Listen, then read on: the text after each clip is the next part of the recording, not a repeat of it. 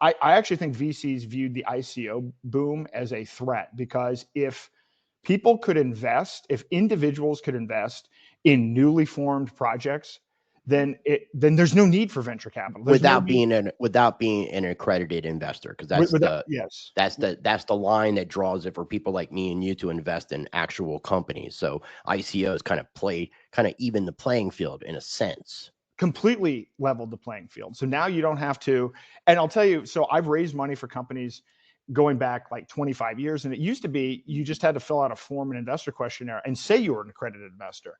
Now you actually have to provide verifiable documentation of your assets and income, which, by the way, would be a deterrent for me. I don't want to give anybody I'm not telling anybody what my fucking assets are. I'm sorry.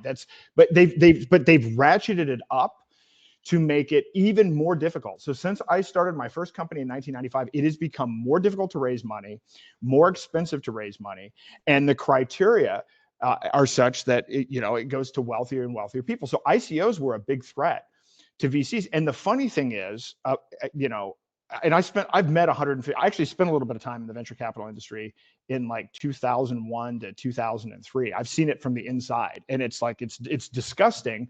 But I know how it works now. And when you understand how it works, the funny thing is, there's been innovation in all of these different product categories and all these different technologies. There's been no innovation in venture capital itself. It is structured the exact same way, that you have these funds and there's a general partnership, and these people get a 20% carried interest and they get management fees. There's been no innovation in venture capital itself. And it benefits from the SEC. It benefits from all of these existing relationships. And so blockchain was a real threat to that. So everything that these people that are involved with the administration from venture capital, everything that they're doing to put their signature on blockchain kills all of the useful and fundamentally transformative properties of blockchain technology.